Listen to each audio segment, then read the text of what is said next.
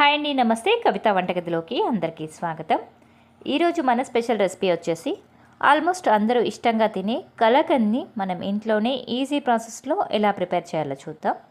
దీనికోసం స్టవ్ పైన ఒక ప్యాన్ పెట్టుకొని దాంట్లోకి 1 లీటర్ వరకు ఫుల్ ఫ్యాట్ మిల్క్ తీసుకోండి. ఫుల్ ఫ్యాట్ మిల్క్ అవైలబుల్గా లేదు అంటే నార్మల్ ప్యాకెట్ పాలతోనే తీసుకోండి. పాలను హై ఫ్లేమ్లో పెట్టి మరిగించుకోండి. ఇలా తిప్పుతూ మరిగించుకోవాలి.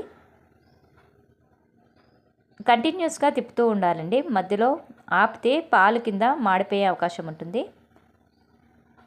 ఇలా తిప్పుతూ సైడ్కి వచ్చే మీగడంతా లోపలికి వేస్తూ పాలను బాగా మరిగించుకోండి. ఇప్పుడు ఒక చిన్న గిన్నెలోకి 1 పావు స్పూన్ వరకు నిమ్మ ఉప్పును తీసుకోండి. దీంట్లో కొద్దిగా వాటర్ వేసుకొని కరిగించుకోండి.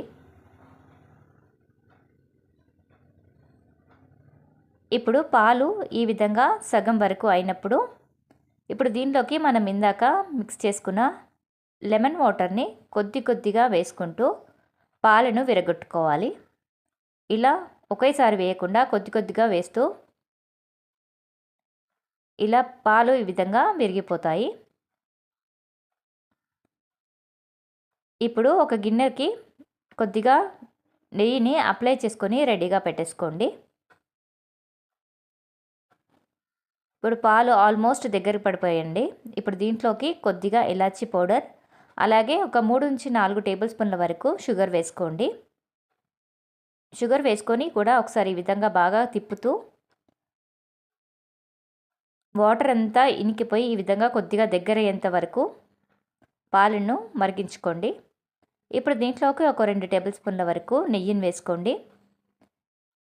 ఇలా మొత్తం దగ్గరికి అయ్యాక మరి పూర్తిగా డ్రైగా కాకుండా కొద్దిగా జ్యూసీగా ఉన్నప్పుడే నెయ్యి రాసుకున్న గిన్నెలోకి వేసేసుకోండి.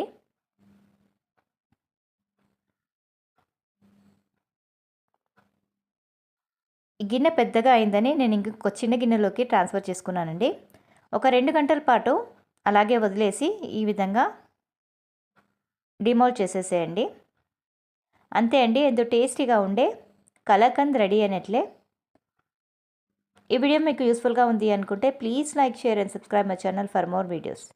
Thanks for watching.